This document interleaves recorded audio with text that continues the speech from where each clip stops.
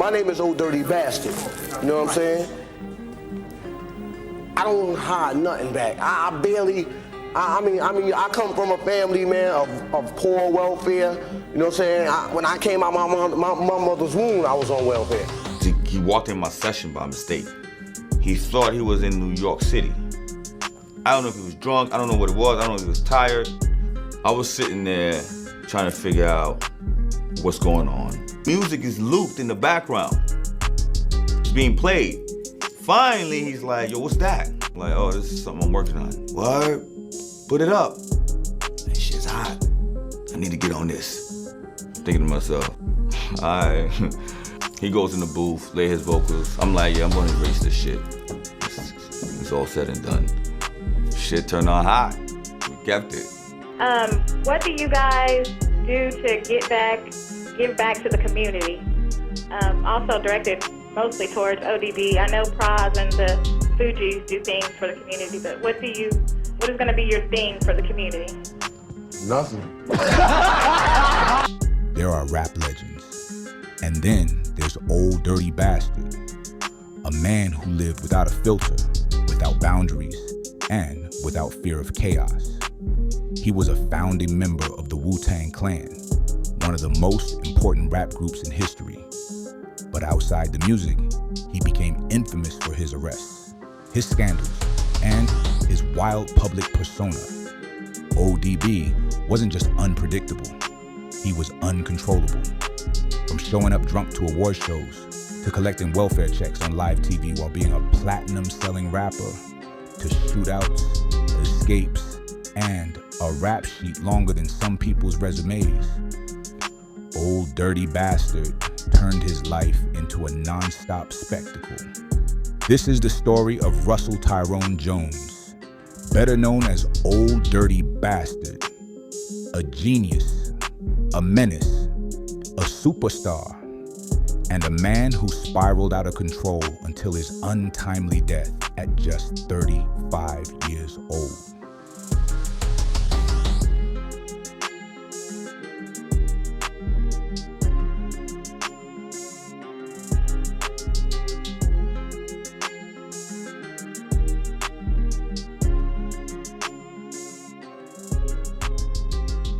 But like we had a small Winnebago, you know what I mean? And ODB came, he was like, I love the Fugees. Right. I love the girl, but I'm gonna whip somebody ass today. I want that Winnebago. We had to take everything out of the Winnebago, and ODB took out Winnebago. Get the fuck out of here. Russell Jones was born on November 15th, 1968 in Brooklyn, New York. He grew up poor, in the tough neighborhoods of Bedford-Stuyvesant and Fort Greene, in the middle of New York's crack epidemic. From the start, Russell was wild. Teachers said he couldn't sit still. Family said he was funny, but reckless. And as a teenager, he got into trouble constantly. Petty thefts, school fights, even minor arrests. But along with his cousins Robert Diggs, who the world would know as RZA, and Gary Grice, better known as Jizzer, Russell started rapping. The three would freestyle on street corners, honing their rhymes and their raw style. Yeah, all dirty. We got young kids on here. Picking Avenue dirty, right. So Dirk McGurk. So he was in the office and they ain't have his check. So he was like, well, I'm taking something out of here. He just started carrying the speakers out. Well, when he tied the rag, he had a sexually transmitted situation, and he still wanted to do it with more girls, and he ran out of protection. And he just tied a rag around it. Dude was like, dirty as hell.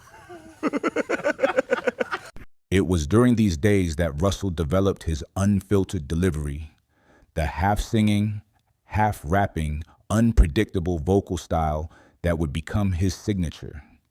By the early 90s, the trio joined with 6 more Staten Island and Brooklyn MCs to form what would become the Wu-Tang Clan. An Old Dirty Bastard quickly stood out. He cursed me out one night. Oh yeah? Spending the night at the crib. Right. He drunk as shit.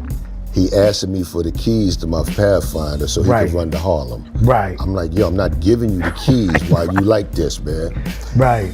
He followed me upstairs. I'm trying to go in my bedroom to lock the door so I don't have to listen to this dude no more. He holding the door.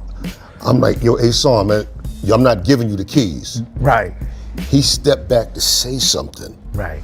Stumbled down the stairs, caught the banister with his foot before he could fall, just in time. And then said, see, I'm the drunken master at this shit, God, give me the keys. Hey, yo, I can see him saying that. When Wu-Tang Clan dropped their debut album, Enter the Wu-Tang, 36 Chambers, in 1993, the rap world changed forever. The Clan's gritty beats, kung fu references, and raw energy set them apart. But within this group of lyrical swordsmen, ODB was the wild card. Where Method Man had smooth charisma, Ghostface Killer had sharp storytelling, and RZA had visionary production. ODB was unpredictable chaos. But one time I was hanging out with him and we wound up in this store called A&S, downtown Brooklyn.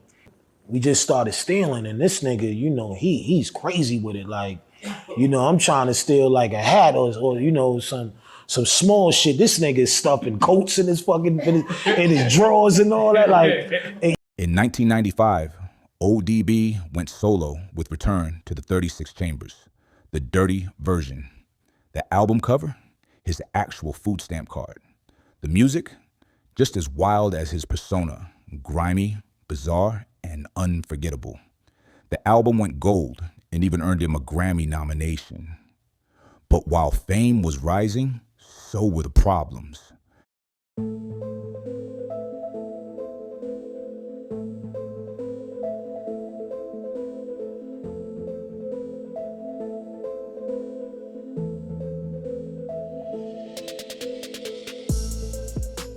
One of ODB's most notorious moments came in 1995, during the peak of his fame. MTV was filming a segment with him, and instead of doing the usual celebrity fluff, ODB did something shocking. He piled his kids into a limo and went to the welfare office. Cameras rolled as Old Dirty Bastard collected food stamps and signed welfare forms while being a platinum-selling artist.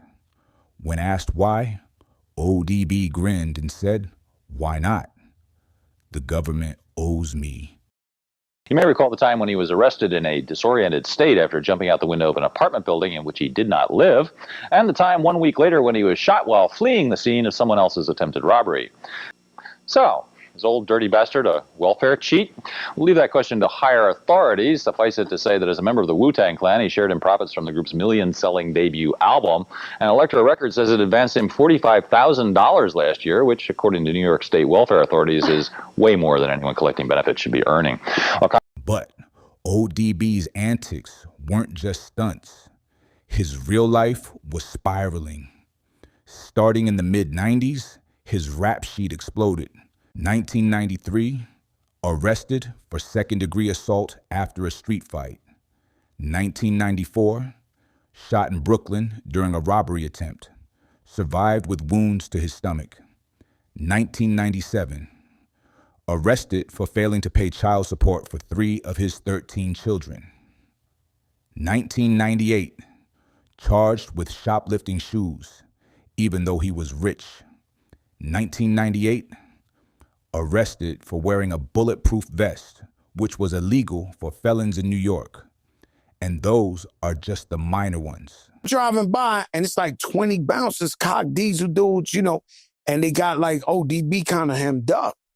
And so I'm looking around, the whole hip-hop, I don't want to talk about who super rappers was out there, and everybody was like minding their business. And it was just, for a fact, ODB was going to get stretched out. Because he arguing with them, this, that, and they looking to beat him up. These guys kept beating them up, the bouncers. So they finally caught ODB by himself. Jump out the car, and you know, ODB was crazy, rest in peace. So I'm trying to make sense to him, like, yo, OD, Yo, it's like 20, 30 dudes. They looking to pound you out. Like, you got to chill. Like, yo, fuck them this. We the Wu-Tang, this, that. So I kind of like talk them off the cliff. Like, and I'm telling them, you see all these rap niggas, they don't give a fuck. They gonna watch you get pounded out. They all out here. Ain't nobody trying to help you, right? I almost had him. Then he was like, no, I almost had him, right? And then he was like, you see that, Joe? The killer bees. They coming from the, I said, oh my God. He was hallucinating that the killer bees was coming like the video. In 1999, things escalated. ODB was pulled over in Queens for driving with a suspended license. But instead of calmly handing over his ID, he got into a shootout with police. Bullets flew. Somehow, he escaped unharmed. Not long after, he was arrested again for possession of and driving without a license. The courts gave him probation, but ODB couldn't stay out of trouble. He violated probation multiple times, disappeared from rehab, and was constantly in and out of court. When he went in front of the judge, it was a female judge, and you know, they were passing down whatever, ready to give him his sentence, and he had a chance to speak. And he told the judge that, you know, basically she needed more in her life. So it was like, wow, there it is. See you later. For a month in 2000, Old Dirty Bastard was literally a fugitive. He hid out in hotels, at friends' houses, moving from place to place while police searched for him. And in true ODB fashion, he didn't exactly stay low-key. He even crashed Wu-Tang concerts while on the run, performing on stage like nothing was wrong. I remember one time being at Marley Marl house and leaving that and breaking Marley Marl's mailbox, rolling it over because Dirty parked up on the lawn instead of on the, you know, in front of the house. He thought it was a driveway. I don't know how, but we was up there. And then after he ran his Marley Marl mailbox over, he left like it was a hit and run. Eventually, in Philadelphia, police finally caught him in a McDonald's parking lot. ODB was arrested and sent to prison, where he'd serve a couple of years. It's one night, ODB there, he freestyles, nobody reacts. He pulls out a gun, shoots in the air, and then the crowd went silent, and they split. He jumped off the stage, walked down the center, and walked right out the door. You said ODB asked me to break him out of jail. Tell me that story. Yeah, he did. And, you know, and I considered it. Prison took a toll on him. He struggled with addiction, mental health issues, and the stress of being confined. But when he got out, ODB tried to rebuild. Rockefeller Records signed him, and Jay-Z himself supported the comeback. He was in prison for a while. Old Dirty Bastard, he just got released like a few months ago. He signed to Rockefeller now. Good for Old Dirty. Give it up, Old Dirty Bastard. Beyond the arrests, there are endless stories about ODB's wild behavior. He once stormed the stage at the 1998 Grammys, interrupting Sean Colvin's acceptance speech to complain that Wu-Tang didn't win. He shouted, "Wu-Tang is for the children," a line that became legendary. But when it comes to the children, Wu-Tang is for the children. We teach the children. You know what I mean? Puffy is good, but Wu-Tang is the best, okay? I want y'all to know that this is ODB and I love you all. Peace. He had 13 kids with multiple women and bragged about it openly. He was banned from hotels for trashing rooms and banned from clubs for fights. And he carried a reputation as one of the most unpredictable rappers alive. A man who could be hilarious one minute and dangerous the next. ODB wasn't just living life. He was burning through it at full speed. Well, I want to know who's in the motherfucking house. It's Queens in the house. It's Uptown in the house. Boogie down Bronx, are you in the house? Yo, are you in the house? Brooklyn Jew in the house. Salem now, are you in the house? To the West Coast, are you in the house? Hold on. You didn't know me, couldn't show me. how to be a true MC. My advantage on the MIC's my slang that I manifest so you can never hang. Obviously, you know my name by now. I done throw stupid bodies all through your town. That's my goddamn name. That's my game. They said, who wanna be an MC?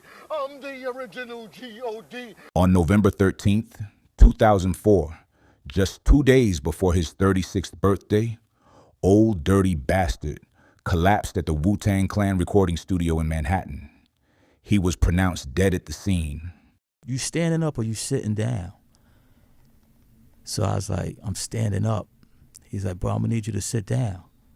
I sat down, and when he told me, he said, yo, Dirty passed. Rapper Old Dirty Bastard, or ODB, died yesterday after complaining of chest pains. But this rapper had a history of pain, a troubled life of drugs and jail. The cause, a lethal overdose of cocaine and prescription painkillers. His death shook the hip-hop world, but for many, it wasn't a surprise. ODB had lived like a man on the edge, and tragically, he didn't make it back. I didn't appreciate that, and I'm gonna tell you right now, in front of all these people, you're gonna apologize or I'm gonna knock you out in front of all these people. I'm not playing, straight up, that was disrespectful, you know what I'm saying? I'm ready to fuck you up, so you better apologize right now, and I'm going to jail, straight. Old Dirty Bastard left behind 13 children, a mountain of wild stories, and a legacy as one of hip-hop's most unforgettable figures. He was chaos incarnate, a rapper who turned his flaws into art, a man who made people laugh, made people shake their heads, and sometimes made them afraid. To this day, fans still quote his Grammys interruption, "Wu-Tang is for the children." And in a strange way, he was right. His influence, his rawness, his refusal to conform, all that inspired generations of rappers who came after him. ODB may be gone, but his legend lives forever in the stories, the music, and the madness he left behind. Our brother, Old Dirty Bastard. Old Dirty Bastard. He was the vessel for the motivation, you know what I mean? He was the make RZA see right what it is. Yo, he was everything, yo. Yeah. He gave me my soul. I never met a nigga like that ever in my life. Just want to let y'all know that Old Dirty is back, and Old Dirty is back here to stay, and ain't nobody taking me nowhere no more. You know what I'm saying? Because I already witnessed death, kid. You know what I'm saying? And the death was to be dead mentally.